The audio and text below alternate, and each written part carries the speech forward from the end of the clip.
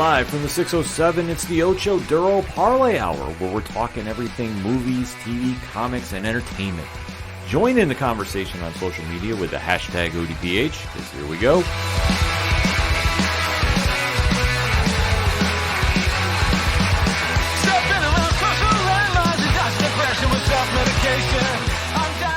Welcome to an all-new edition of the ODPH podcast, better known as the Ocho Duro Parlay Hour. What's happening, everybody? Thank you so much for joining us this week. My name is Ken M. Joining me in studio, as always, you know him. He is the co-host. His name is Padawan J. Hello, hello, hello. Folks, we have a lot to talk about in the land of movies, TV, comics, and more. You are tuned in to the entertainment edition of the podcast, and we definitely want to interact with you. So make sure to swing on over to odphpodcast.com. Join the conversation after the show on our social media accounts. They're all right there. Check out Parlay Points. New blogs are up right now that you definitely want to take a read. The T Public Store. There is a sale going on for Valentine's Day. I don't know how else you can say I love you to somebody than buying a Parlay Club shirt. But hey, if you want to try checking out what we got to sell, that's a perfect gift for the holiday season. And check out the classifieds, the directory, and all that and so much more is at odphpodcast.com. And always remember to use the hashtag ODPHpod. Kicking off the entertainment edition of the ODPH, we have to recap an event that went down on Disney Plus today. Uh-huh. It's one that generated a lot of buzz. It's one that generated a lot of hype. It's one that we have been waiting to see how this is all going to shape out. Because the Book of Boba Fett has been a polarizing experience amongst Star Wars fans, pop culture fans. Yeah. Mixed bag. Everybody has a different reaction to it. Some people really love it. Yeah. Some people are like, no, it's okay. Some people really actually do not like it at all. And this series has been something that I think has been a solid addition to the Star Wars family overall. Obviously, when you have the man, the king, the bounty hunter extraordinaire Boba Fett coming back, played by Tamara Morrison. Yep. It was a lot of hype coming out of the Mandalorian show, which has been such a big success on Disney Plus that I think people forget about it.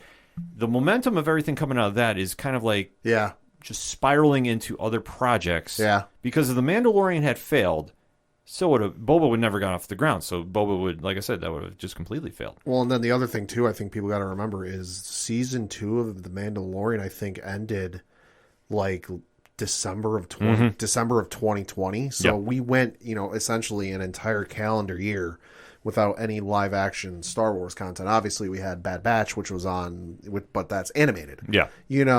So it's understandable that people forgot it just because, hey, there's a lot of TV out there these days between HBO Max and Amazon Prime and Netflix and Hulu and this, that, and the other. It's understandable, but this did a good job at reminding people just what the heck this is and why it's so awesome.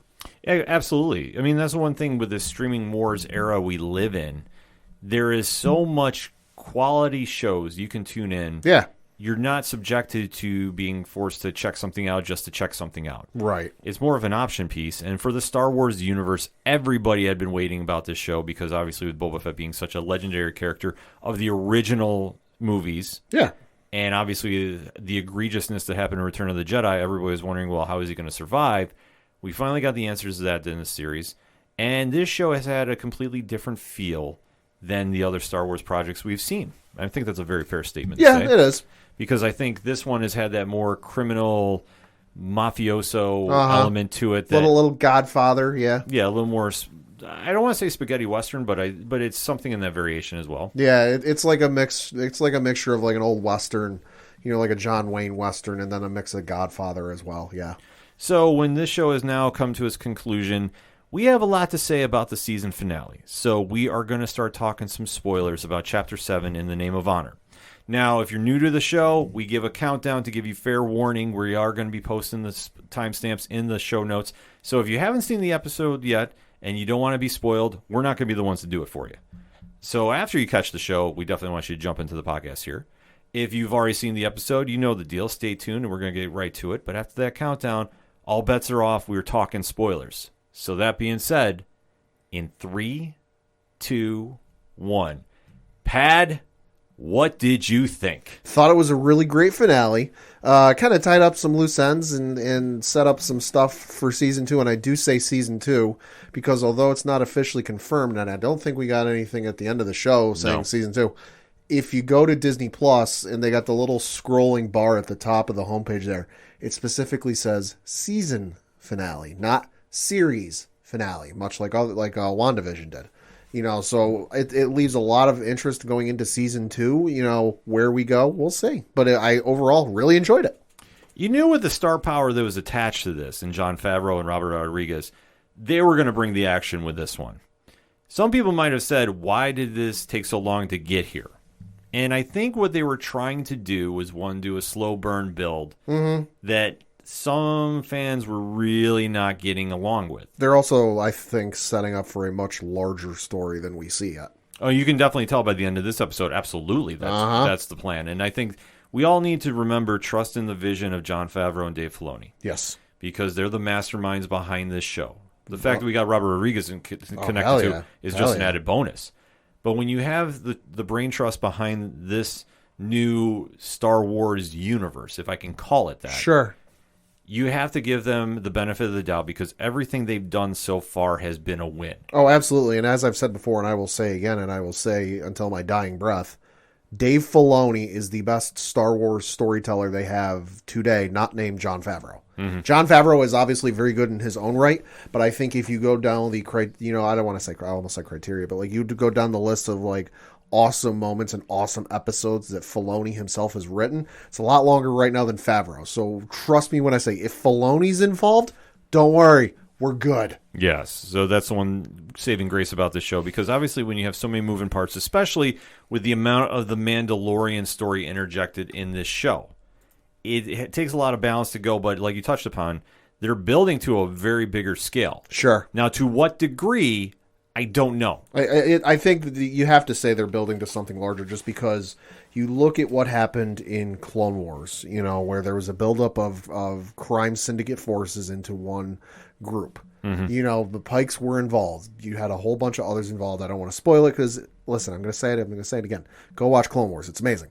And then you had a little bit of a continuation of that in Solo, a Star Wars story, where, again, that group kind of reared its head, and this is, that was taking place before Episode 4, so presumably we could still see remnants of that in this, time period down the road, and I think that's what they're doing, is they're not going full tilt, and they're not giving it to us all right now. It's like, hey, we know some of you didn't see Clone Wars. We know some of you didn't see Solo for one reason or another.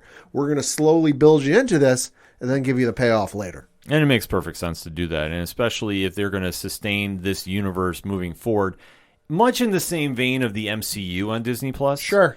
They don't want to give everything away too soon. I mean, the only drawback I've had with the show is the amount of screen time that was given to the Mandalorian story. Sure. But I understand why, because the Mandalorian is the hot name in the Star Wars universe right now. Yeah.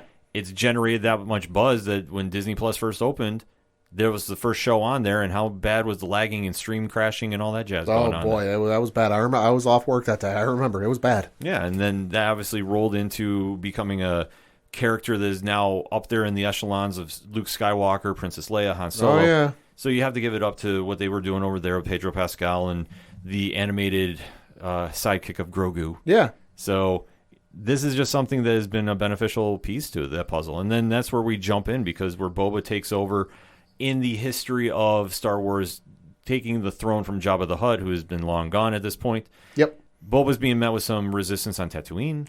Yeah, fair amount. The townspeople don't really care for him. The other, I guess you could call them crime heads, whatever heads, they're not necessarily intergalactic, but they're kind of like planet-based. They're like, who the hell are you, and why should we listen to you? So yeah, he's meeting some pushback. Yes, but luckily he does have some forces with him. Obviously, yeah. Fennec Shan, played by Ming-Na Wen, has been the star of this series thus far. Oh, yeah. And she has been the loyal side soldier to him, and doing the dirty work when it needs to get done. Uh-huh. We have an emerging superstar coming out of this by the character of Christian. Yeah, the Wookiee. Yes, who is going to be officially the breakout character from this show. I would have to say so, yeah. And you are seeing, obviously, the Mandalorian has made his appearance here as well. So the forces of Boba are coming together, and it's all building to the standoff in Mos Espa, where he has that weird meeting, like true criminals meet. Yep. With the one and only Cad Bane Uh-huh. and the Pike Syndicate. Uh-huh. And it's very cool about the interaction there because Cad and Boba have known each other. Yeah, they have a little bit of history just because when Boba... So after the events of Star Wars Attack of the Clones, where his father dies, Boba kind of goes off on his own and becomes a bounty hunter, and he starts learning by way of some of the more notorious bounty hunters in the galaxy. Aurra Singh is one he learns from. Bosk makes an appearance. He's the reptile-looking guy from Empire Strikes Back. Dengar shows up at one point, another one from Empire Strikes Back. But one of the ones that he does reluctantly pal around with because they just don't get along is Cad Bane. And Cad Bane tries to show him the ropes and tries to help him along, but just because Boba's so boneheaded and set in his ways, they don't always get along with each other. To the point where like they almost prevented a job they were working on together from getting done. Yeah, so you can definitely feel the animosity there. Yeah. And it's cool seeing that they meet up there because Boba is basically saying, this is my land. I'm defending the city. You're not going to do anything to take away from it. And Cad Bane is just saying, no, this is the Pike's territory. I love the one line between the two where Boba's talking and he's like, I'm not a kid anymore, and you're old. And Cad just looks at him and goes, yeah, but I'm still faster than you. Yeah. It's a very cool play against each other because, I mean, they're...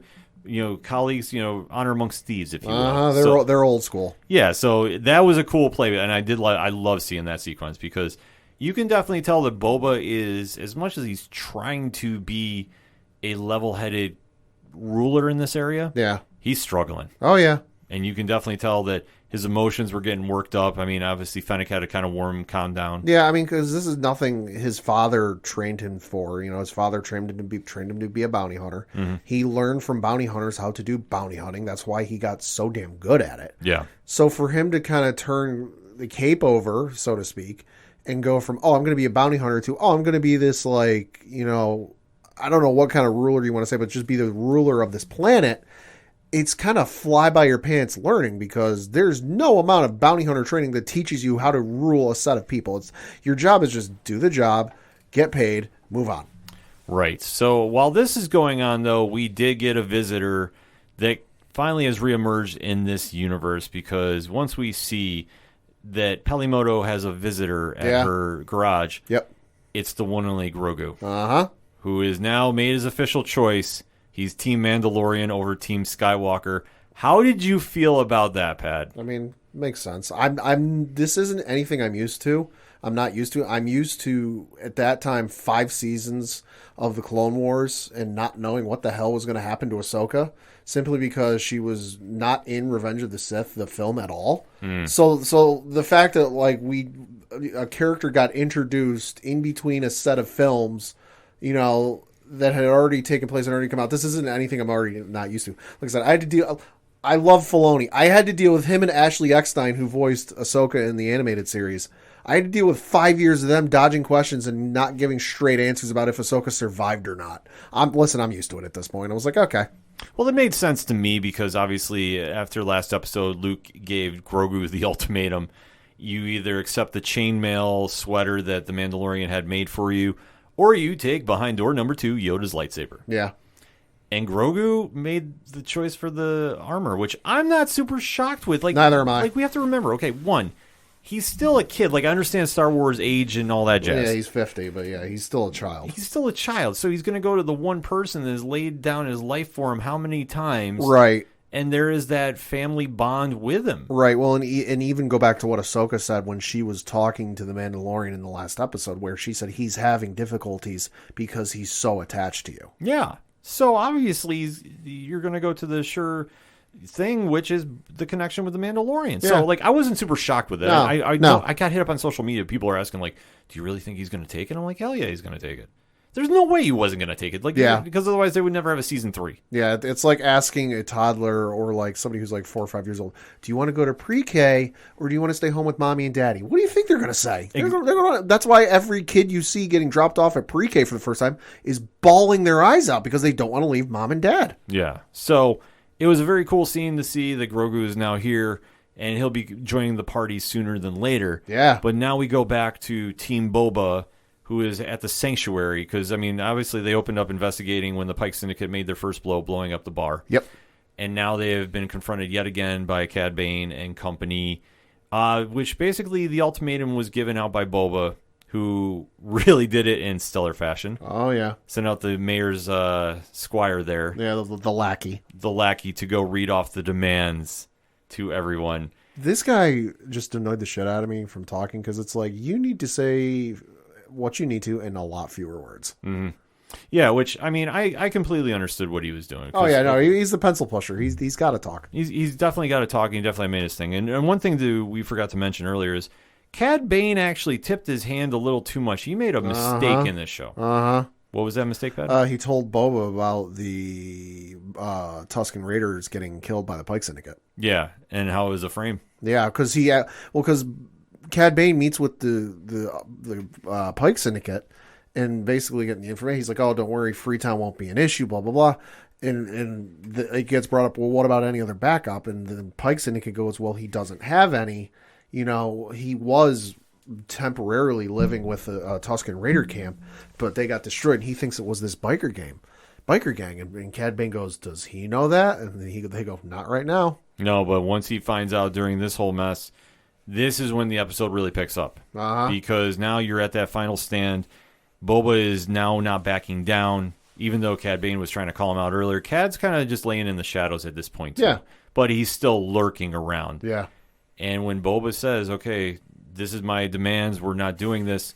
That was great. Oh yeah, that was oh my God, he sends the mayor's secretary, lackey, whatever it is, out because he's went to some college on Coruscant. Yeah, we got to remember to talk about that. He went to Coruscant. I don't know if you can pick it up by my accent. My accent's kind of gone away as of late, but I went to Coruscant and studied at a school, and one of the things I studied in was negotiation, so I could be a negotiator.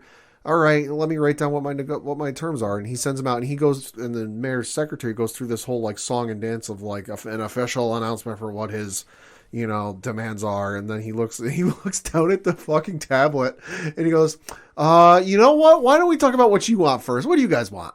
No, read off the tablet. I have no demands. Leave. Yeah. So I mean, like I said, it's a very cool scene. Like I said, Pat, we had to do it a little more in detail, just to go back on that, because it is really where everything picks up. Because once the demands are met or thrown down, the Pike Syndicate decides to attack. And but it is also, they have more numbers in their party than we realize. Yeah. Why is that, Pat? Because, and they flash back, and that's the thing with the show, is anytime they show a flashback, or like in the little recap, it's going to end up being important. And they flash back to one of the earlier episodes where the Pikes were first showing up, and Boba made the deal with the other crime lords. Hey, stay neutral and we'll be okay. So Boba and his crew are trying to fight off the Pike Syndicate, but then everybody around him starts turning tail. Well, turning coat, I guess you could say, and fighting Boba and his crew because they've double-crossed him. Yes, which is true to the crime story they're trying to tell. Had no issue with this. The action goes really kind of crazy here, which I loved. You did see Team Boba, which is his little biker gang, Shand and the Mandalorian go hiding inside a building because they basically have to decide what they're going to do now. And you have that kind of moment of truth between them, and they really kind of say, well, okay, if we're going to do this, let's do this right. So they come out gangbuster style. Yeah. And this is where this is a Robert Rodriguez production. Yeah, it is. Shit hits the fan. Oh, my Lord have mercy. This is just, you're seeing all types of laser shots going on. You're seeing the slickest moves, too, by the Mandalorian.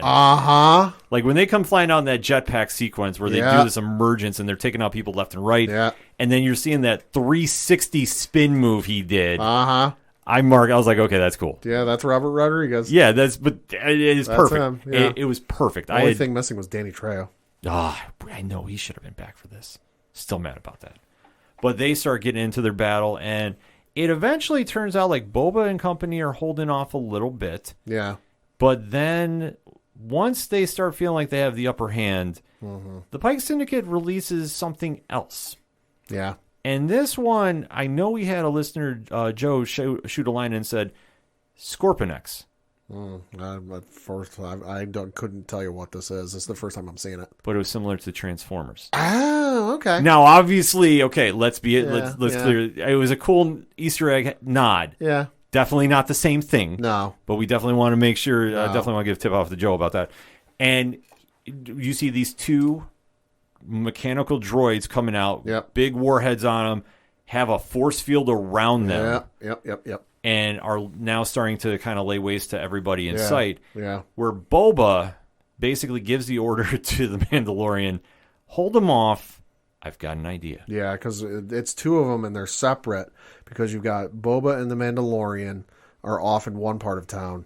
You got because Boba sent all of his crew around to watch the various crime lords areas, the Trandoshan area and this area and that. So you had the bikers, I guess I'll call them, you know, the mopeds, were off in one area. You had Black Christian off in another area. And just as shit was hitting the fan, he lost all contact with them. We knew what was going on as the viewer, but he was trying to raise them on the comm link and they weren't answering. So these things run in, and Mandalorian pulls out the Darksaber and stupidly tries using it against the bubble shield to very little effect. And then we see what Boba went to get. Yeah, which... Oh, God. When you talk about hitting DEFCON 5, you talk about... This ain't DEFCON 5. This is like DEFCON 9. Yeah, this is like the end-all, be-all. He gets the Rancor. Which we knew when he teased this, it got mentioned. We're like, all right, we got to see him on the Rancor. And sure as shit, he's right. You want to know what Boba was doing those entire 2 episodes? That's what he was doing. He's learning how to ride the Rancor. Yeah, which he definitely did. And like I said, Joe shot the line in 2. The Rancors usually move just like one way. Uh-huh. This one was moving quasi ways. Yeah.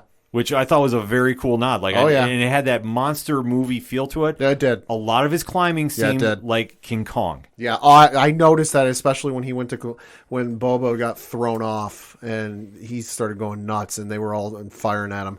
And he climbed the tower in the center of town and he even grabbed onto it with one hand and let the other one out. I'm like, oh, that's a nod to King Kong. Yeah, it was perfectly well played on that one, too. Meanwhile, you have the Mandalorian, who is the distraction, running away, buying time for the citizens of Freetown, too. We need to remember, they did show up to help. They showed up to give some help.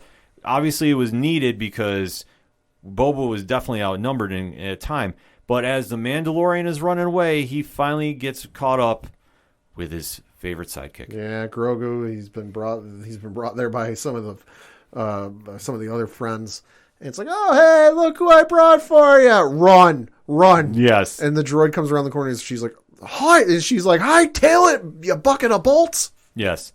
So they start getting the upper hand a little bit, but then, oh man, something happens. Yeah, so they start getting the upper hand. The Rancor ends up ripping to shreds one of the droids.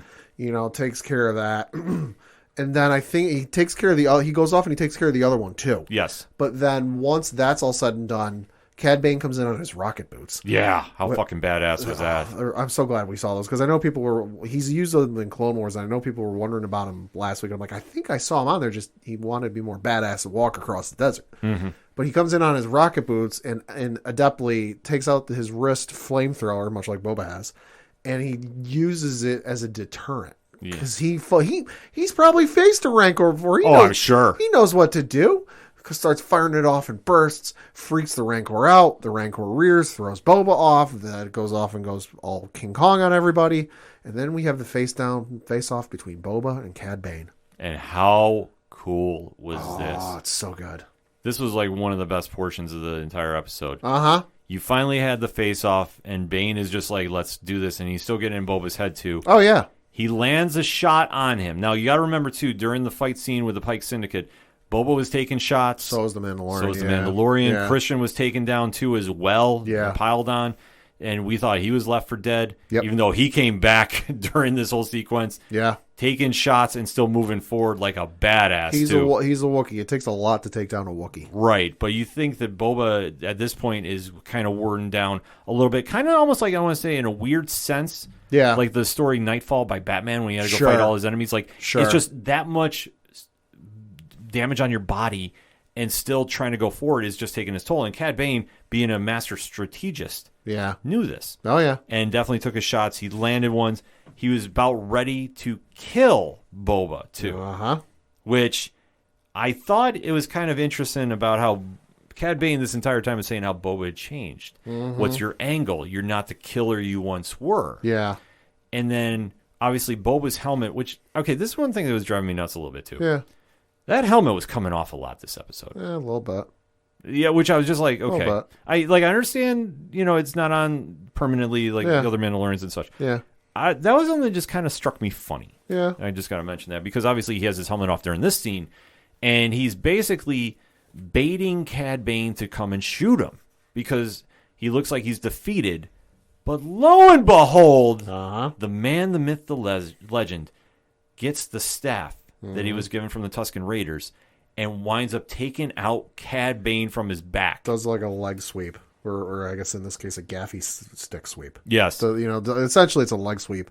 Leg sweeps him out with the gaffy stick, drops Cad to the ground. He stands up. He's got the snarl on his face, and he's holding the pointy end of the gaffy stick in his face, and he's like, checkmate, motherfucker. Yes. Proving once again, Boba Fett is the baddest motherfucker in the galaxy. I mean, Boba Fett did bring down a Star Destroyer as a teenager. Yes. Just saying. That's what I say. You wonder why I mark out as much as I do for him. Don't believe me? Go watch Clone Wars. Facts.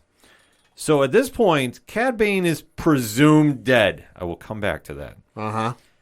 And we do get a very odd camera shot, too, that basically shows Cad lying there with like a little stab, but his armor is kind of going off as well. There's a beeping, which it sounds like a heartbeat. Yes. Yeah, I picked up on that, too. Yeah, so that's why I'm saying presumed dead. And unlike comic book movies or comic books where it's like, oh, I don't believe they're dead unless there's a body. Mm-hmm. Star Wars, I don't believe they're dead unless there ain't no body and it's been completely disintegrated because, hey, let's not forget, Darth Maul got cut in fucking half and he survived. Yeah. So in Star Wars, I don't believe nobody's dead. Yeah, so I think they left that nice little loophole to come back to. Yeah, he was laying there, but there was a very distinct beeping. Yes. I was going to get to that later, but yeah, we can't wait on that one. So now the job is to calm down the Rancor. Good luck. But there's one person that finds a way to do it. Yes. And he uses the Force. Yes. And that's Grogu. Yeah, like I said, he's learned some things. Yeah, well, you got to figure that much time with Luke Skywalker, and we don't have that timetable. But... Right, well, and you got to figure, I forget the exact line, but he said that, like, he basically alluded to the fact that, like, Grogu isn't really learning new things, he's unlocking old memories. Yeah. And so that's when we saw the scene, he's like, oh, let me help you unlock some of those memories, so ergo... When we saw the scene from Order 66. Order 66, that unlocked some of his latent abilities or stuff he had already learned just because of trauma and blocking out the memory he'd forgotten. So this might have been something he learned how to do at the Jedi Temple. You have to figure something's up because obviously he's gotten some training now, so he's not so... Right. I don't want to use the word defenseless. Well, but... you got to remember the one time he essentially tried to use a trick like this in Season 1 where he held whatever it was up in the air and he passed out and was out for like a couple of days. Yeah. So now obviously the training with Luke has worked because he...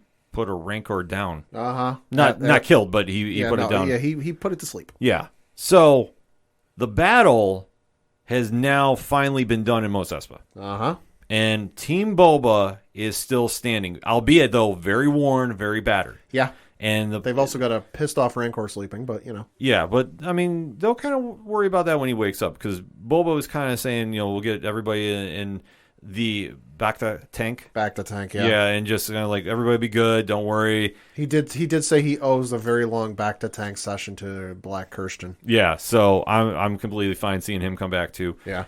Meanwhile, while this is going on, okay, we're right after the scene because it almost felt like this was going on during it. Yeah.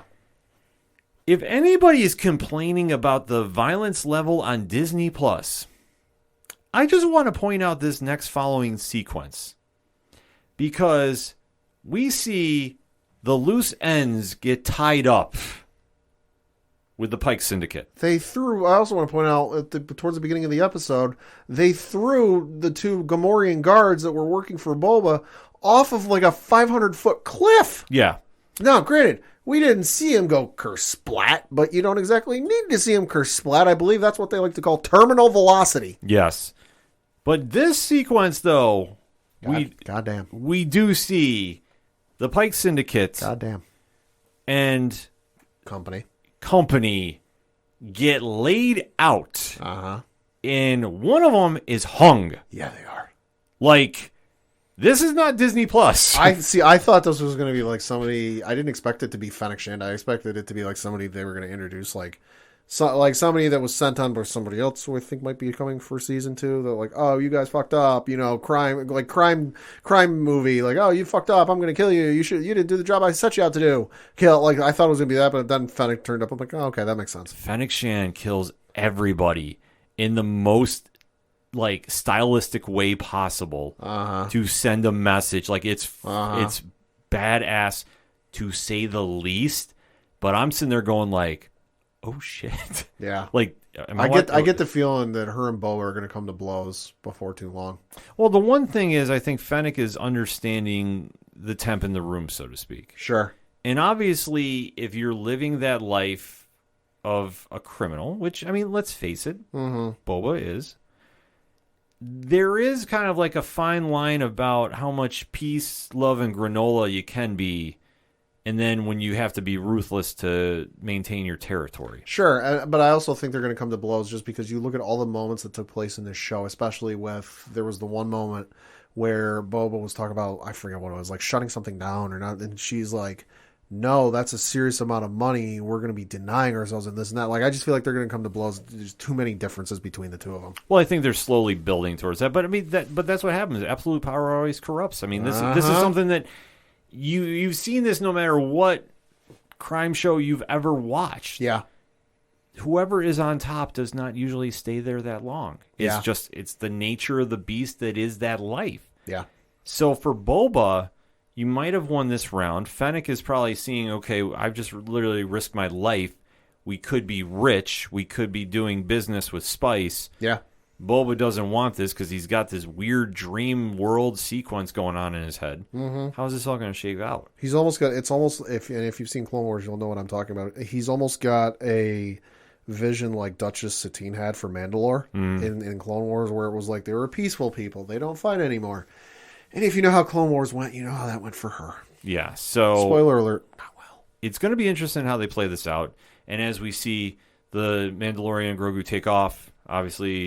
going someplace. In the good favor of Boba, so... Shout out to their final scene. Yeah, that is a very cool one. He keeps tapping on the window. No. Taps on the window more. No. Taps on it harder. No.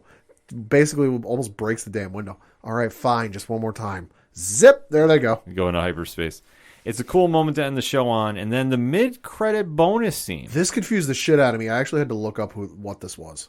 Well, we do see that Cobb Vanth is in the tank. See, I didn't know. I couldn't tell it was him. I had to rewind this scene 5-6 times, and I still couldn't figure out who it was. Like at one point, I'm like, "Is that Palpatine?" Like, because it looked kind of like Palpatine because it was a weird angle they were going in with, and I'm like, "The fuck is this?" I rewound it 5-6 times, and at one point, I think about the third or fourth time, I was like, "Is that Palpatine?" Nah, that can't be Palpatine, given the story. And I actually had to look it up because I couldn't tell who it was. But once I read it, I'm like, oh, okay, that makes sense. Yeah, it definitely made sense because obviously Boba felt that Cobb Vanth was going to work with him. Yeah. He wants to take care of an ally. And albeit, though, when he has him in this tank, we do see another familiar face that's ready to light a torch on him. And that is the repair guy that fixed Fennec Shand. Yep. So I don't know how this is going to shape out next season. Something tells me you're looking at the villain for season 2. Quite possibly. Because you know how this goes in movies and TV shows. Like some guy almost gets killed, brought back to life with some form of bodily implants and enhancements, quote unquote. And they're pissed off at it's the Two-Face Batman thing that Two-Face blames Batman for what happened to him. Is Batman responsible? Maybe. It depends on how you look at it. Mm-hmm. But I think that's what's going to end up happening is we'll see Vanth come back and he will be all sorts of pissed off as to what happened. It's going to be interesting to see how they do this. And like we said, as we're recording, they have not officially announced Chapter 2 of Boba Fett. Right, but all signs point to it. All signs point to it, given the fact that it said season finale, not series finale. Right, so we expect more to be coming. We just haven't heard the official release yet. Yeah. I imagine that'll be coming within the next week or so. I would say so. Disney doesn't like waiting too long. That or the next online Disney event. Right. They had that one last year, in the middle of the year or whatever it was, where it's oh, hey, let's announce and preview all of our shows that are coming out soon. Well, you know that con season will be started coming up sooner than later. I would imagine we might hear some stuff in a couple months. Celebration is coming up for Star Wars. That's right, May. Celebration is taking place in May. It's because it was canceled last year. That's right. It's taking place. So I would guess if we get a confirmation, it would be Star Wars Celebration in May. So let's end it on this notepad. Final thoughts on this episode. Great episode. Obviously the most action-packed of the bunch, and then absolutely loved it. This is the show that I've been waiting for with this episode. That it was action-packed. We did not waste any time reestablishing how badass Boba is. And that's what you want to do with your main character. Like, I understand it went away from the Mandalorian in his story for a couple episodes. But like, let's face it, if you're going to do this, they did it the right way. Albeit, though, they're planning something bigger, and that's the only way you can describe the disappearance from Boba, unless he was really practicing riding the Rancor. Which makes sense if they want to do that in like a Disney Plus bonus episodes there. Like the assembled for Avengers shows. Either way, the show, I think, in my opinion, was a hit. I think it really established who Boba Fett is and the new direction they want to go in, which I don't think is a bad one, but it will be very interesting to see how they play this out for Season 2. Currently, the Season 1 of Boba Fett is on Disney Plus, so definitely want to go check out all 7 episodes, but hit us up on that hashtag ODPH Pod. What is your thoughts about the season finale of Season 1 of the Book of Boba Fett? We want to know. We're going to take a quick break. We'll be right back. Hey, welcome to the Last Comic Shop Podcast. A comic book podcast that actually talks about comics. Yep, each week we open the shop up and read and discuss a comic. Sometimes we pair that up with comic book movies or TV shows. Or not. Lots of times it's just comic books and sound effects. Oh, yes, definitely lots of sound effects. So tune in on all the major podcasting platforms for the Last Comic Shop Podcast. Or check out our library of evergreen shows at www.lastcomicshoppodcast.com. Coming back for another segment on this edition of the ODPH podcast. And let's still talk some Star Wars, shall we? Sure. Obviously, Book of Boba Fett is now wrapped up. We have a little time in between now and the next show coming out, which we'll talk about in one-shots. Mm-hmm. But that being said, we have to now officially have a rank for where the Book of Boba Fett fits. Okay. And obviously, Padawan J is the Star Wars expert of the ODPH. This is true. So, Pad, you have now seen 7 Star Wars shows in the mythos here? Yep. So why don't you give us our ranking? Where is your top 7 now? Yeah, so these are the 7 shows I've seen. Obviously, there are 6, 12, 18, 19, 20, 21 shows. I'm going off of a Wikipedia list of Star Wars shows. I haven't seen them all. So this is just a list based off of what I've seen and kind of, I'll go worst to best. Okay. At number 7, I will put the micro series Clone Wars by Gennady Tartakovsky. I know I'm going to catch some flack for that because that's got a very cult following. I enjoyed it for what it was at the time. This aired on Cartoon Network from 2003 to 2005. And it was in 5-minute increments up until season 2, I think. They didn't do it all at once. It was kind of stretched out. It was to fill in the gap between, as you can tell, with the 2003, after Attack of the Clones came out, 2005, when Revenge of the Sith came out. I think it actually even finished either the week of or the week before Revenge of the Sith came out. I enjoyed it for what it was. It was it was to fill in the gaps and kind of explain some stuff that was going on between the films. It did introduce us to General Grievous. It also introduced us to Jedi Shaggy. Google that, you'll see what I mean. There's a character that was shown in the first episode Grievous appeared in that looks a lot like Shaggy from Scooby-Doo. Okay. It's weird. So for what it was at the time, I enjoyed it. I do have both seasons on my Apple Cloud account just because I bought them years and years and years ago. Because at the time, it was one of those things all right, Revenge of the Sith had come out. You could buy the seasons of the show on iTunes. It didn't look like, it was kind of like the dark times of Star Wars. It didn't look like there was going to be much coming out in terms of Star Wars. There weren't any movies. There weren't any TV shows. So I said, you know what? Here's something I can buy that I can watch at any time. I enjoy it. And I did, when my parents were getting a new computer, I did go off of their old hard drive because at the time with iTunes, there was no cloud. You had to pull it off. You had to pull the file off of your hard drive and move it to another one. So I had the computer guy pull the files for the show off the hard drive and put them on the new hard drive. So I enjoyed it for what it was, but I don't enjoy it now just because it's a little hokey compared to what they've done these days. Yeah, I could definitely see. I've caught a couple episodes of that. I mean, they're Yeah. the real short ones that before Yeah. Sith, like you talked about. Yeah. Like, they were good for the time it was in, but I don't think they hold up to this day. Yeah, no, like I said, they introduced General Grievous. It introduced the Asajj Ventress. You know, it did show us the battle, you know, right before Episode 3 started. So we saw, you know, the Separatists appear on Coruscant, and we saw Grievous kidnap Chancellor Palpatine, and we saw why he has that wheeze, you know, or at least why it was at that point, you know, how he got that wheeze. So like I said, for its time, it was good. Now, doesn't really hold up for me. Also, you had a freaking speeder bike riding, I don't know what the hell he was, in Dirge, who could regenerate his arms. Made no goddamn sense. Still makes no sense. Reasons.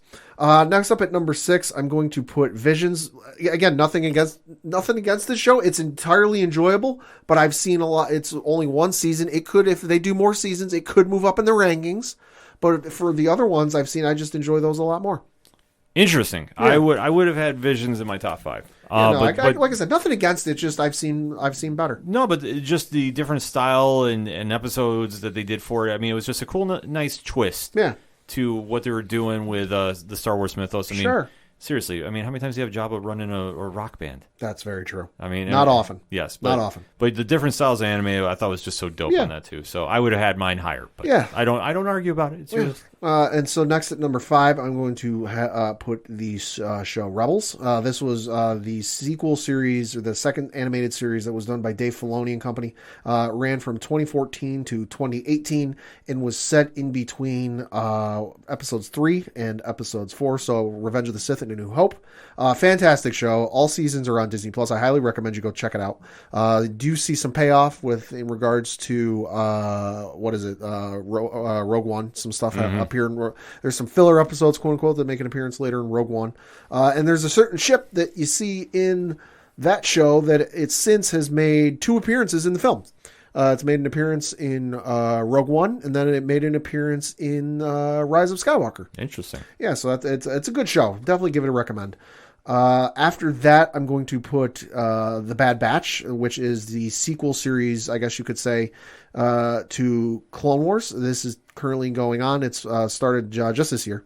It's following a group of, let's call them imperfect clones, you know, where clones are supposed to be bred perfectly and you know, nothing wrong with them. These ones have got some different ticks about them. There's something, you know, one's a master tactician, one's a great sniper, you know, one's the heavy, you know, tank of the group.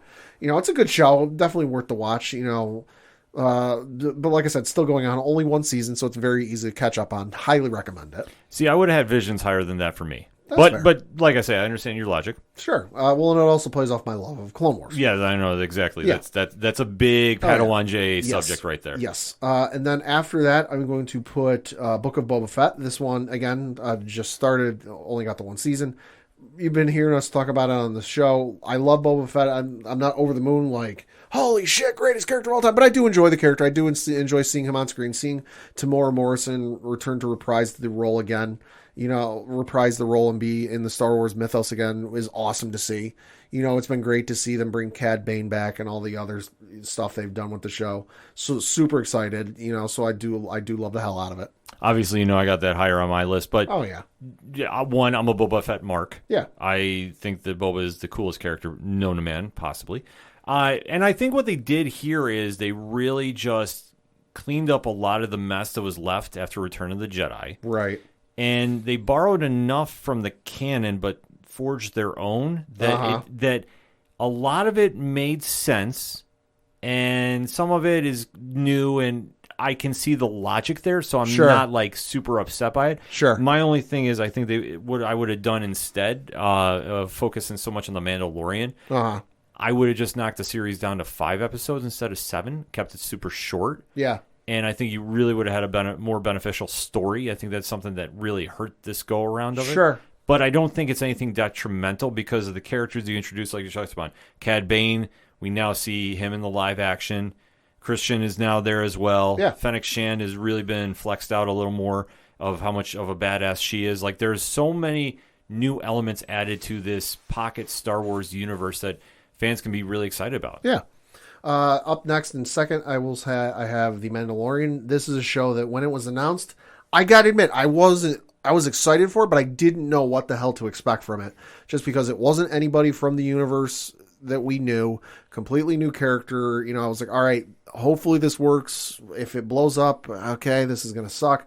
But it's exceeded my expectations at every turn, just from the surprise at the very first episode of meeting the child, Grogu, and going, how the fuck did you keep that a secret for this entire time? Yeah. To all the craziness and, with the Darksaber making its appearance after being in Clone Wars, to, Ahsoka showing up in season 2 and seeing Luke in season 2, it's just exceeded my expectations at every turn, and it's so good.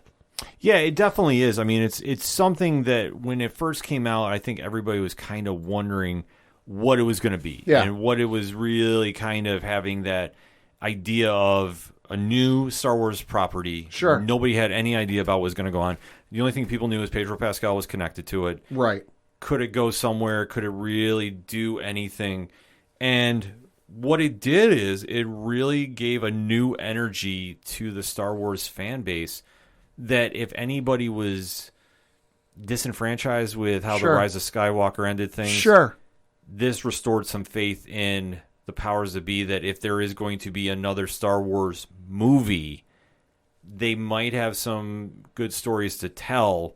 And based off what we're seeing of this creative mind that is working at Disney Plus on the projects, Uh-huh. it can work if it's in the right hands. Right. Now, obviously, there's a whole lot of, moving parts going on here. Sure. That is a lot of it going to make sense? Is a lot of it going to happen? We don't know. But from what we've seen on this show, and especially of just how it's a bounty hunter Yeah.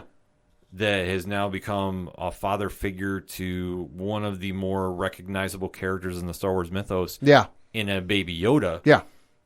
this has been something that's really captivated fans, and really, I can't emphasize enough, if you were disenfranchised with how Skywalker ended, this has restored some faith. I'm still astounded as to how big it is that, Grogu and the Mandalorian have entered the Luke Skywalker, Darth Vader, Batman levels of transcending pop culture that I didn't think was possible. Yeah.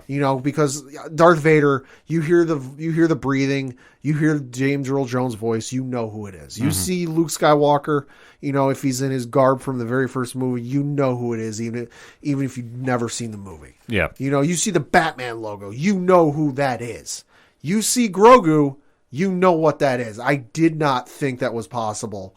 And just to the levels and extremes and craziness it has been. Chris, he had a balloon in the Macy's Thanksgiving Day Parade last year. Oh, yeah. He was the Funko did a balloon of all the products Funko has figures of. Mm-hmm. I've got 50 of them in my apartment.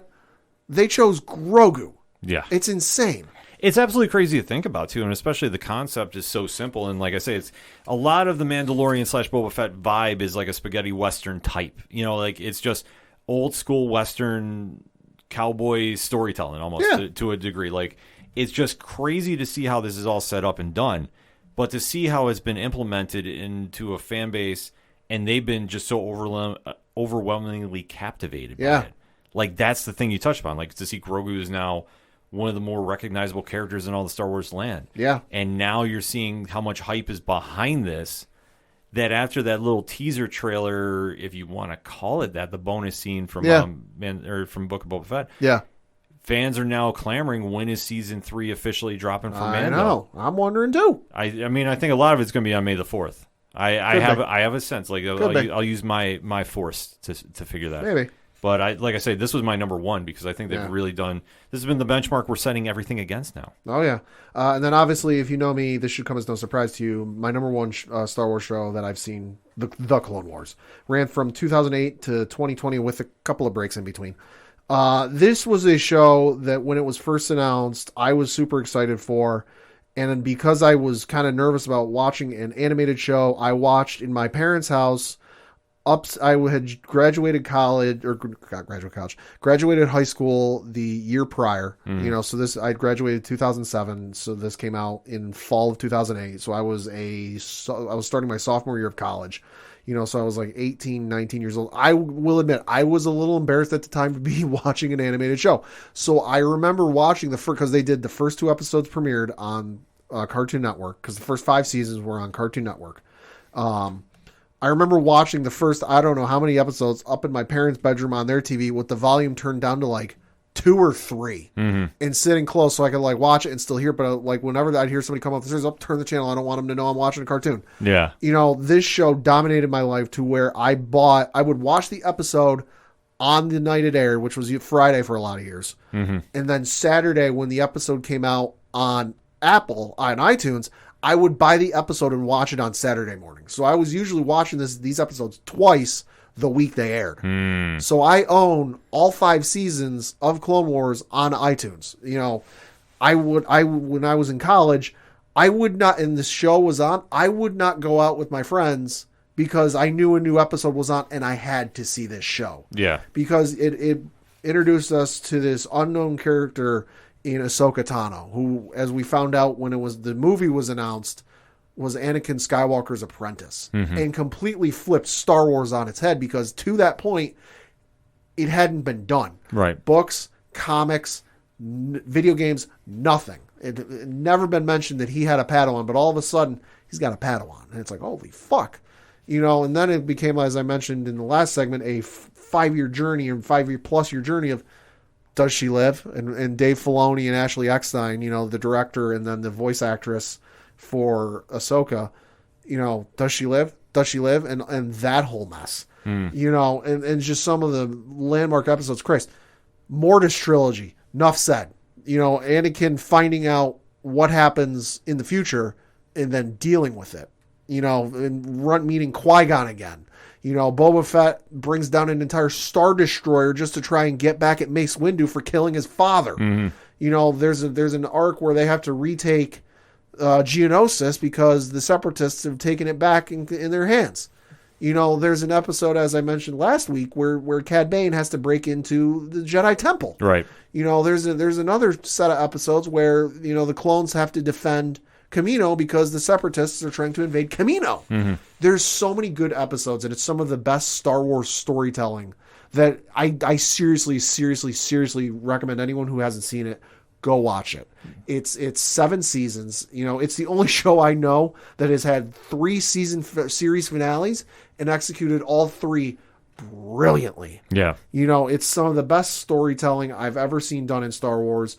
It starts out a little slow and it starts out a little hokey at the start of the first 2 seasons, but once you hit season 3 gets absolutely insane. That's not to say season 1 and season 2 are boring. They're not. There are some episodes that are like, okay, this is filler. It doesn't have much going on. But you get to season 3, and season 3 on is where it really finds its footing and finds its pace, and the animation gets so goddamn amazing. Yeah, I definitely got to go back and check that out. It was something that didn't capture me as much as it did you. Sure. So it's on my list to go back and check. Sure. But it's not to say I'm not ripping on it. It's just it's something that when I gave it a chance, I didn't fully commit to it. Sure. And it was kind of just not really catching me that much. Sure. But then again, like I said, I like the kind of Western Yeah. vibes that, like the Mandalorian and Oh, Boba yeah. Fett. I mean, Yeah. that's kind of my stuff. I've seen a lot of old school Clint Eastwood movies. Oh, so sure. like that's why I say when I reference like a spaghetti Western type, that's like the kind Sure. of movie I'm referring to, especially with Boba and Mando. So I can understand your point though. Sure. And I would say I had Clone Wars a little lower on my Sure. scale. But I'm not saying it's a bad thing. No, yeah, and this was a show that wasn't afraid to take some risks and afraid to go some places. I mean, there was one episode in season 6 where Yoda thinks he's going nuts. He keeps hearing voices, and he goes off and tries to find whatever the hell's going on, and it leads him to Dagobah. Yeah. And he ends up meeting the spectral vision or spectral whatever of Darth Bane, who hadn't been canon to that point. He was made canon, if you don't know who he is, in the old canon and in the books.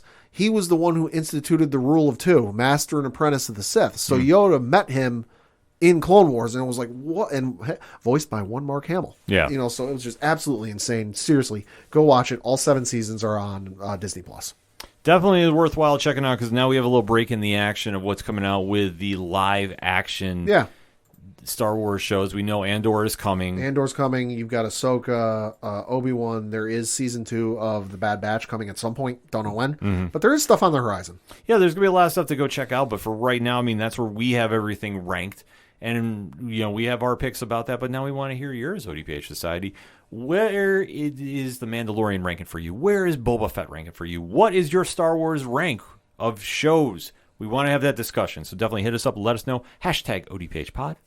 We're going to take a quick break. We'll be right back.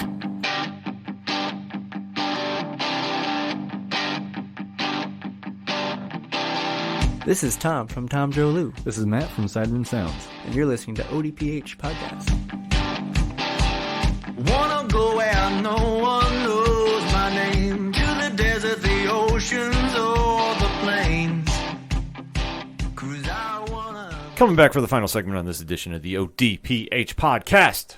Pad, what you got for those one-shots? Got a couple things to talk about. The first of which was something I am eagerly anticipating and excited to finally get confirmation of. That was a trailer and a release date for Season 5, the final season of The Last Kingdom. This was a show that initially started off on the British Broadcasting Channel and was done in conjunction with Netflix before it switched over to Netflix exclusively. Okay. Fantastic show based on a series of books by the same name, which it stars features a character named Uhtred, son of Uhtred, Bevenberg. It's set in the 900s, 1000, times of the world, set in England. Fantastic show. 4 seasons are currently on Netflix. Highly recommend you go check it out. The trailer looks absolutely awesome. Cannot wait for it.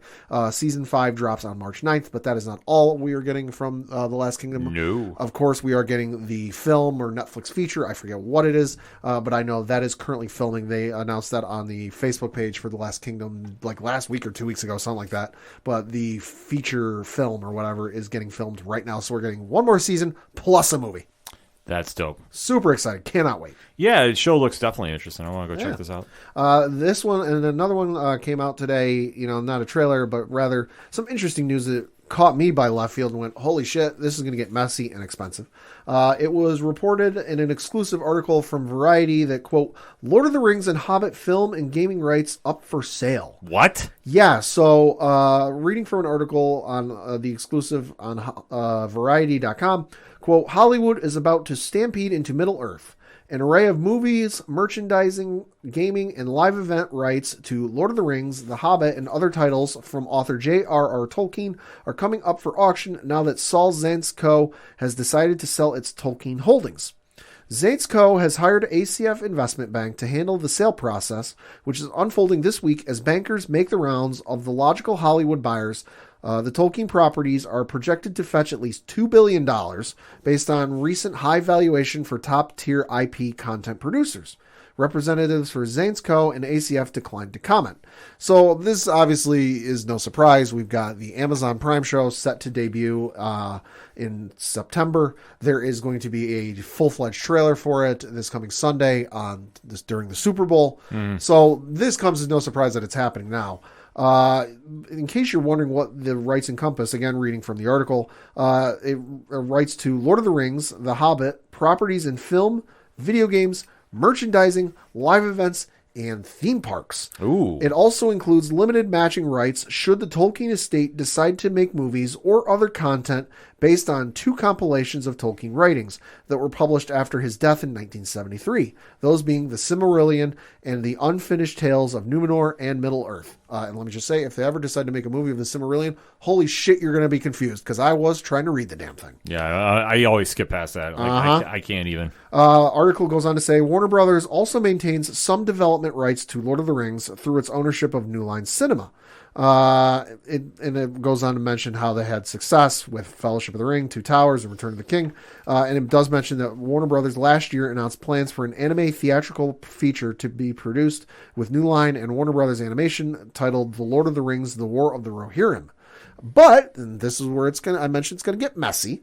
It's understood that in the Zaentz Co. view, substantial live-action film rights reverted back to them last year, in part because Warner Brothers had not been actively developing new Lord of the Rings and related content. That development, plus the anticipation for the new Amazon series, was enough to convince Zaentz Co. that the time was ripe for a sale. Warner Brothers declined to comment, but it is believed that the studio and Zansco are already odds over who controls what when it comes to Lord of the Rings and the Hobbit rights, which have been the subject of extensive litigation over the years. So, in layman's terms, think of how Sony has to make a Spider-Man movie every couple of years, or else the rights revert back to Marvel. Kind of like the thing with Daredevil and Fantastic Four. Exactly. Okay. Because a Daredevil film had not been made for a long enough time, the rights reverted back to Marvel. Same with Punisher and Jessica Jones and Iron Fist and anything that has reverted back to Marvel over the years, it's because it hasn't been worked on. Mm-hmm. That's interesting. Yeah. So Saul Zaentz was an entrepreneur. He died in 2017. He acquired the film adaptation and some other rights to Tolkien titles in 1976. And it was kind of his foresight that he saw these books and said, you know what? Someday we'll be able to make a movie out of these. And it was, I think, due in part because of his purchase of what he did back then, we were able to get 6 fantastic films. I know the Hobbit movies aren't as good as Lord of the Rings. They're still enjoyable. Yeah, they're good. But the fact that we're looking at that company selling the rights to Lord of the Rings and Hobbits and whatever the hell they entail, listen, I don't know. I'm not a lawyer. I'm glad I'm not a judge in this because it's going to get fucking messy. And corporate lawyers are always real fucking scary. Yeah, anytime you want to take it to the legal system, this is never going to end easy. I mean, you take a look at like the nonsense in a very different case with the Friday the 13th stuff. Sure. This is anytime a property like this is going to go there for arguing about who owns what. Sure. Well, and you got to figure something like Lord of the Rings and what it comes with. You're going to have no shortage of folks willing to back up the old Brinks truck, pay for it. I would imagine Disney might get involved. I wouldn't be surprised if Sony gets involved. I was talking with some friends and I know they threw out Microsoft just to add one more stone to the Infinity Gauntlet. Stop. Yeah. Listen, Microsoft ain't got a fucking movie studio, so they got no purpose for it. Do they have the money? Yeah, probably. But I just don't see that happening. If anything, if I had to put money on or like an early lock as to who would be the ones that'll do it, Amazon. Amazon's the only one jumping to me that would do it. Listen, there's no shortage. If depending on if it is the film rights, getting Lord of the Rings and The Hobbit for say Disney Plus, if Disney were to jump in and do it, would be a massive fucking get. And I don't think they would have too many issues with the regulators because you're not purchasing a company, you're just purchasing rights. Yeah. So it's not like the Microsoft Activision thing where the regulators might get involved because it's two companies coming together. This is just one company purchasing the rights. So the regulators ain't gonna have no issues with this as far as I can imagine. But just off the top of my head, hell, even Netflix. If Netflix was able, I don't think they have the money for it, but if Netflix were able to pull this off, that would, for Netflix to have all 6 Tolkien films on there and any future works would be massive for them. So like I said, there's going to be no shortage of folks and companies lining up to purchase these rights, and it'll be very interesting to see what happens. Yeah, definitely stay tuned for that. I mean, it's going to get messy. I mean, that's the only thing I think we can guarantee about that. Uh-huh. Like, this is not going to be an open and shut deal. No. This is going to be... This is going to be long and drawn out. Uh-huh. Yikes. Sticking with some streaming news, we got some good news, everyone. Futurama is being revived at Hulu. And I got to admit, I don't know how I feel about this. Yeah, I'm with you on that. So, again, according to an article from Variety, they learned that Hulu has ordered a 20-episode order of course, the highly praised adult animated sci-fi comedy series from David Cohn and Matt Groening. They were the original series creators. Groening was the creator, and Cohn developed it with him. You will have original series cast members Billy West, Katie Seagal, Tress MacNeille, Maurice LaMarche, Lauren Tom, Phil Lamar, and David Herman will all return. John DiMaggio, who voiced Bender and some of the other minor characters, is not attached currently. So this is a reading from the article. Quote, according to an individual with knowledge of the project, the producers are hopeful DiMaggio will return. Should that not happen, Bender will be recast. Production is set to begin this month with an eye towards a 2023 premiere. Cohen went on to say, quote, I'm thrilled to have another chance to think about the future, or really anything other than the present. Groening said, "It's a true honor to announce the triumphant return of Futurama one more time before we get canceled abruptly again."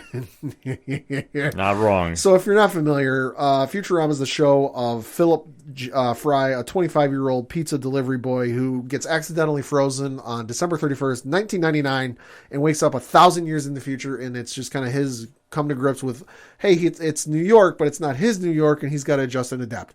It's much in the same vein of Family Guy. It's hit and miss. There's some great episodes. There's some not so great episodes. But what's conflicting for me is just the show ended so goddamn perfectly. Yeah. That they came back, it got canceled, and then they brought it back for one more season, and then they did one more season, So I have fond memories of the show because I didn't watch it when it aired. I binged the entire thing when I was in college, when I first got on Netflix. When I got Netflix, I watched Heroes, I watched Lost, and then I was like, yeah, I'll watch Futurama.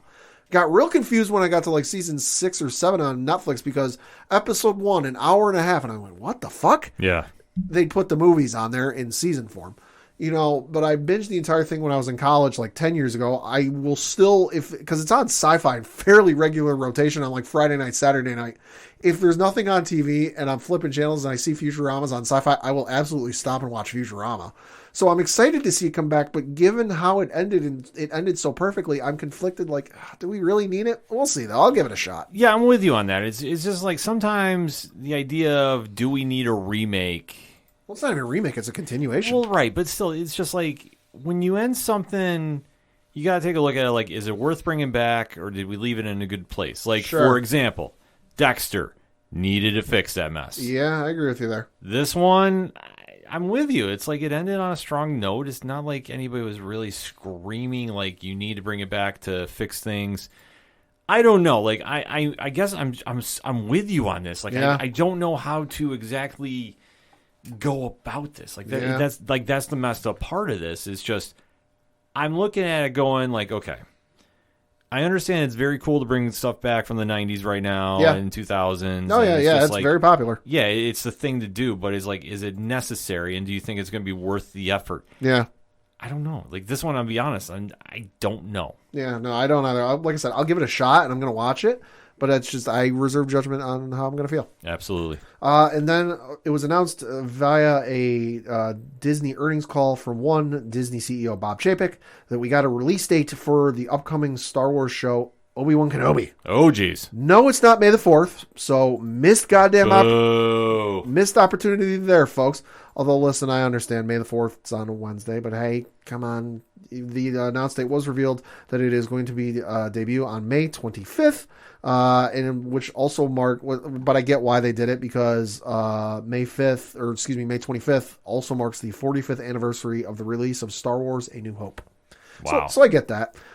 We did get an official description, or kind of like a little plot description of the show, so we got a little bit of information. Mm-hmm. We did know it's starring Ewan McGregor reprising his role as Obi-Wan Kenobi, and it's set after Revenge of the Sith. But we didn't quite know what's going on, but we got a little bit of a teaser. The description is, Obi-Wan Kenobi is set 10 years after the dramatic events of Star Wars: Revenge of the Sith, where Jedi Master Obi-Wan Kenobi faced his greatest defeat, the downfall and corruption of his best friend and Jedi apprentice, Anakin Skywalker, who turned to the dark side as evil Sith Lord Darth Vader. McGregor reprises his role as Obi-Wan alongside Anakin himself, Hayden Christensen. The series also stars Moses Ingram, Joel Edgerton, Bonnie P.S., Kumail Nanjiani, Indira Varma, Rupert Friend, O'Shea Jackson Jr., Sun Kang, Simone Kessel, and Benny Safdie. The series is executive produced by Kathleen Kennedy, Michelle Rejwan, Deborah Chow, Ewan McGregor, and Joby Harold. So I am super fucking excited for this, just because we're getting Ewan McGregor coming back. We're getting Star Wars Jesus himself coming back. Yeah. And we're also getting the Chosen One, Hayden Christensen, coming back as Anakin. And the fact that we're getting the two of them back, and presumably if Hayden's in it, he's either going to be Vader, which I think will happen, and there might be some flashback sequences where we see him as Anakin. And if they bring in Ahsoka, and I see Hayden Christensen call Ahsoka Snips in live action, I'm going to fucking lose it. Calling it right now. This show has got so much hype behind it. It's got more hype and more stacked against it than The Mandalorian did. Oh, facts. Absolutely facts. Because let's face it, when we talk about the original Star Wars cast in that movie, Obi-Wan Kenobi has got a big following. One of the most noted names in the Star Wars universe.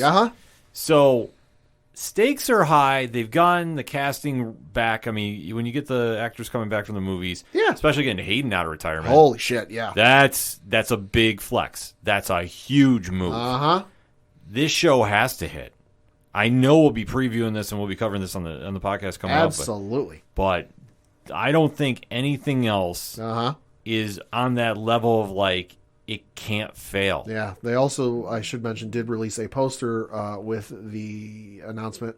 You can find it on social media. I'm showing Ken the poster now. It does feature it's not Ewan McGregor. It looks to be like a drawing or like a painting of some sort, but it does feature a very grizzled Obi-Wan Kenobi on the sands of Tatooine, walking in the desert. And it just says Star Wars Obi-Wan Kenobi original series, May 25th, only on Disney+. Poster looks dope. Poster looks awesome. I seriously cannot fucking wait. Yeah, I'm definitely down for that. And then lastly, and certainly not leastly, there was a Nintendo Direct today, and holy shit did Nintendo come in all guns blazing.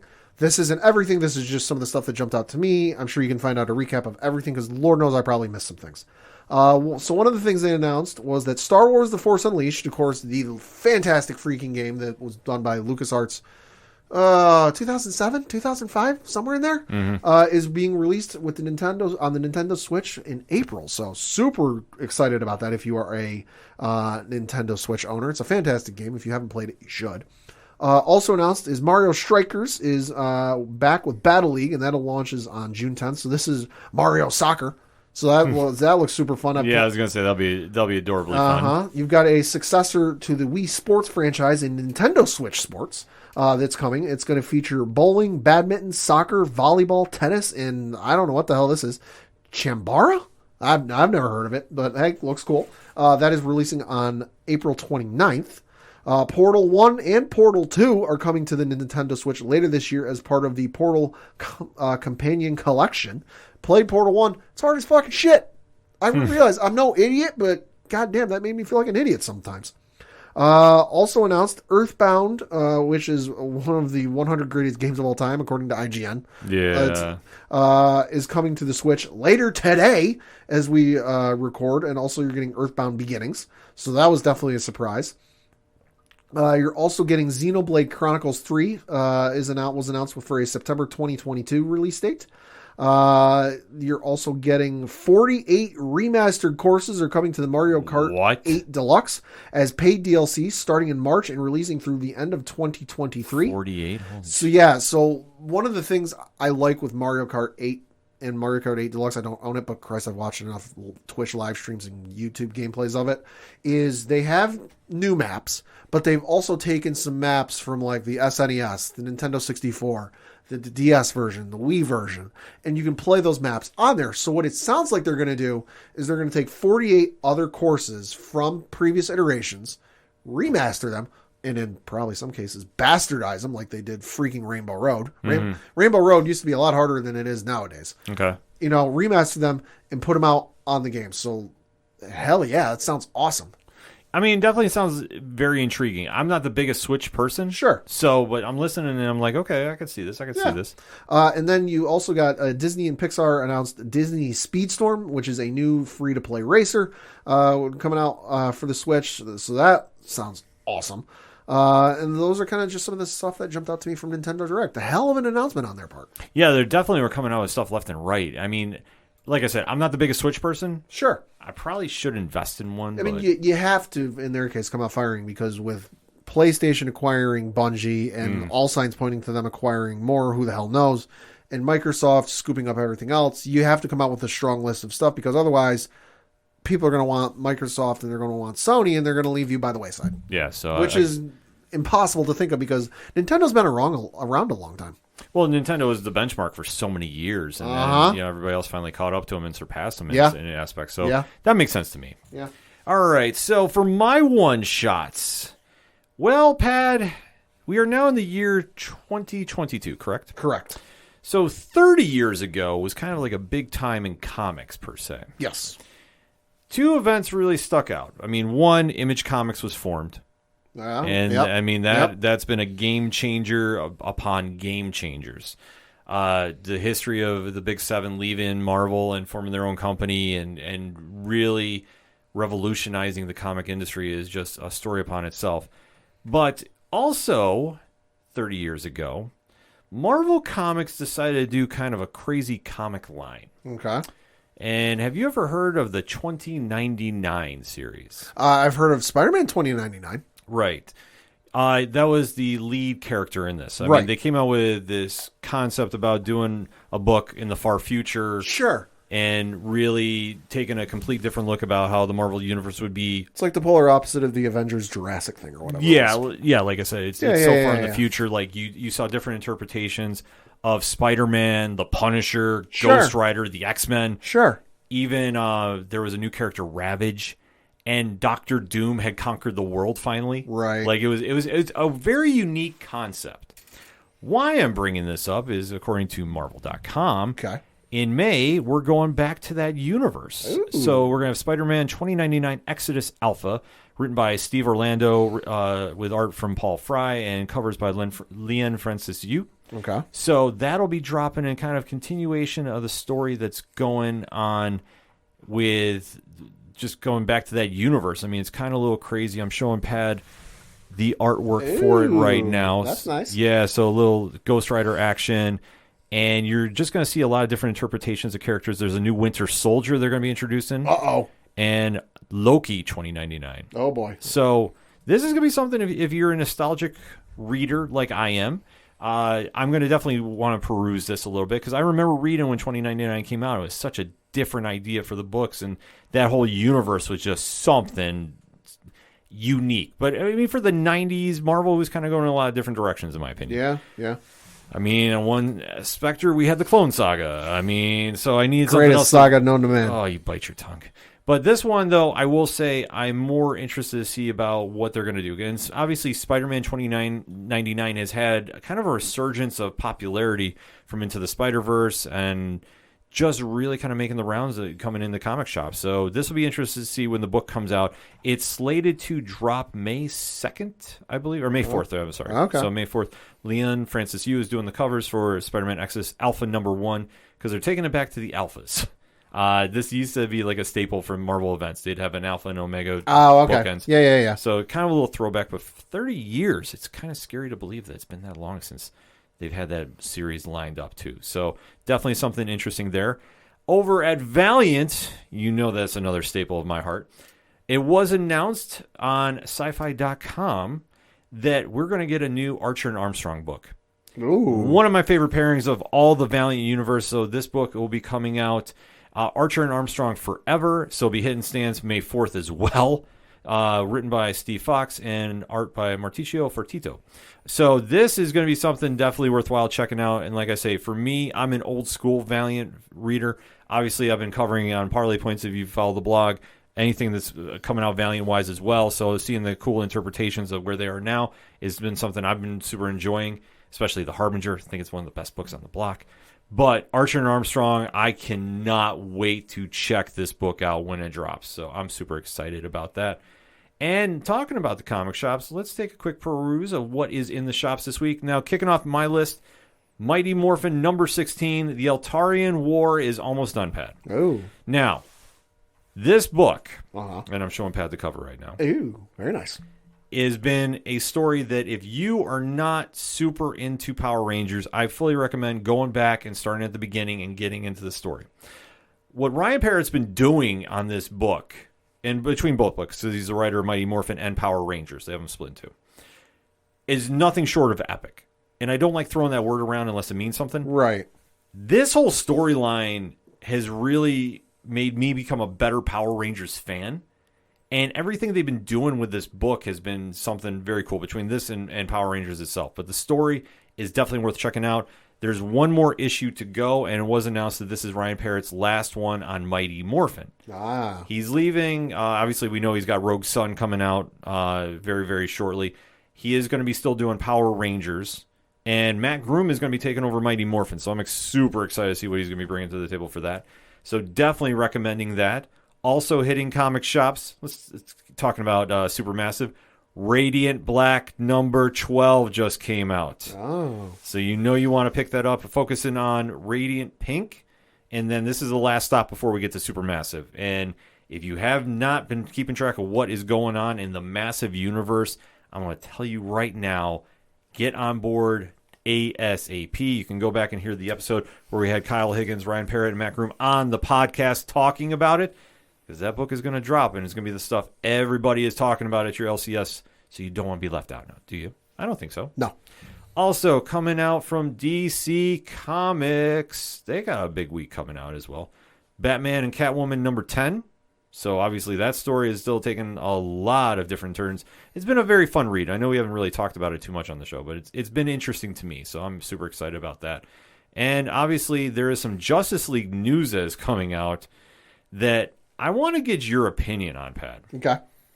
Now, we do know that it was announced that the Justice League allegedly is getting killed off. Give it 5 months, but yeah. Yeah, it's going to happen. Yep. And we did get a trailer released for Dark Crisis. So this is going to be the Fallout event coming out after this issue. Uh-huh. And it's more or less, it gives me that 5G vibe. Oh, yeah. That, when Dan Diotto was still at DC, that was rumored the play that was going to be. Yep. That they were having the Next Generation takeover. There is a trailer out right now on YouTube that DC Comics has been posting. Yep. Giving a little more update about what's going on with this event. And it's going to be interesting. I'm going to say that right now. I don't know necessarily how I feel about it. Joshua Williamson is writing this. This book, like I say, it's giving me weird vibes. Mm-hmm. Like, I think it looks promising. I will say that. But I don't know if I'm necessarily sold on this, because anytime DC likes to throw around Crisis. Yeah. We've had Crisis on Infinite Earths, which is classic. Yep. We've had Identity Crisis. We've had a bunch of other ones. Anytime you start dancing around with timelines and Crisis as an event, you get a little... You got to deliver. Yeah, it's got to come with something. And obviously, with the characters involved here, and this is covering everybody in the DCU. Yeah. I'm just curious of how this is going to play out, especially if this is supposed to be involved in the next generation. Like, so This is, like I say, it's giving me 5G vibes. I don't know how I feel about that, but I was curious about your opinion for this. I mean, I applaud them for taking some risks and taking, because killing off the entire Justice League is a ballsy move. Mm-hmm. That is your staple. That is your franchise. That is what you can hang your hat on. And by Justice League, I mean the main characters. So they're not just killing off Batman or Superman. No, they're killing off Batman, Superman, Wonder Woman, Green Lantern, Flash, Martian Manhunter, like the entire main core. That's ballsy. But like at the same token, let's face it, we know you're going to bring them back in like 5-6 months when the time is right or the sales start dipping. Yeah. Because it's one thing to kill off a character for shock value and have it last for maybe a year or so and then bring them back.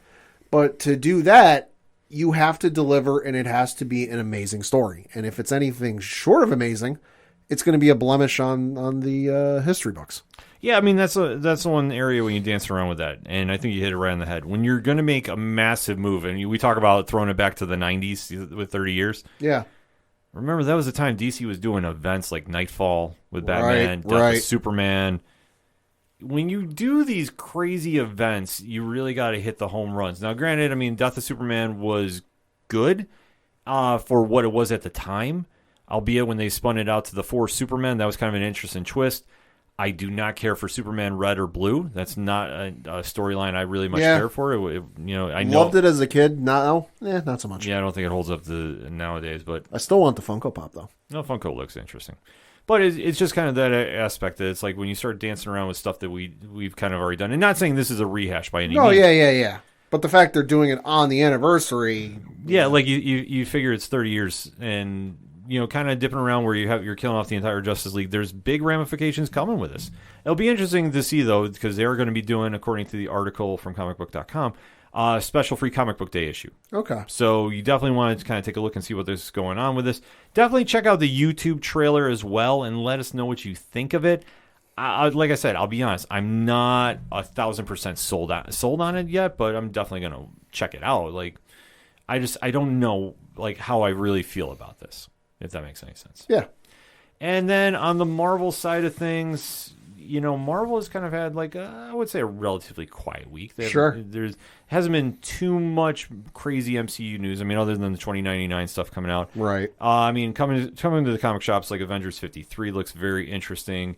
And then whatever they're doing with Amazing Spider-Man 88, I saw the Slingers team is back. Yeah. Are you familiar with them, Pat? No. That's another 90s thing. Yeah. That's up there with Clone Saga for you, huh? Well, not as bad, but it's interesting to see how this is going to play out. This was like another team idea concept. Okay, I got you. That Peter Parker, I don't want to get into it because I'm just going to start ranting, but it's something that definitely go check out your comic shops and let us know what you think about it. Because I always like hearing everybody's opinion. Like, what books are you checking out that we should be taking a look at? Like, for me, my big picks this week is Mighty Morphin 16 and Radiant Black 12. That's the ones I'm going to tell you right now. Get to your LCS and go support them. Go pick up some issues. Go support the hell out of your LCSs and go support the hell out of your independent comic podcasts as well.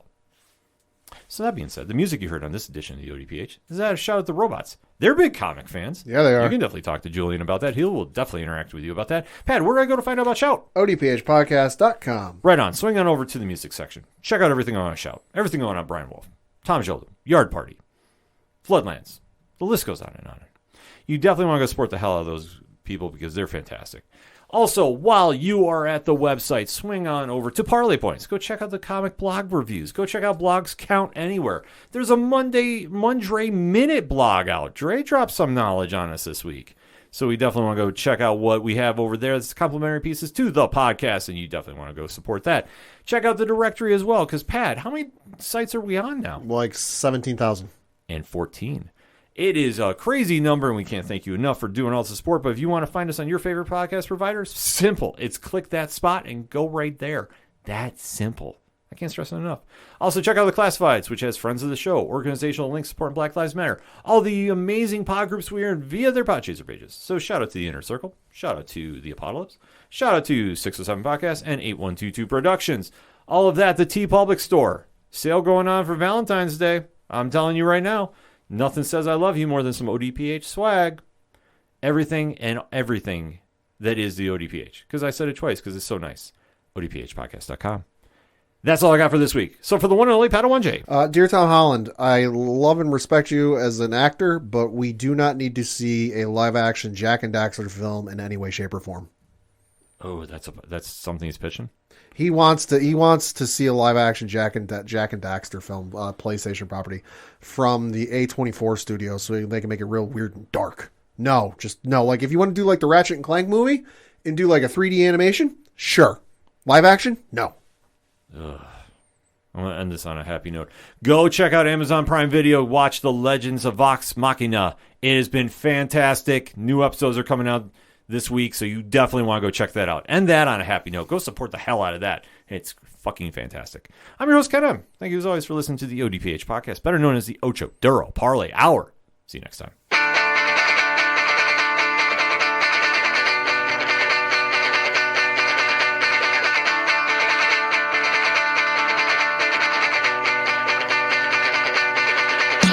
The evidence is there.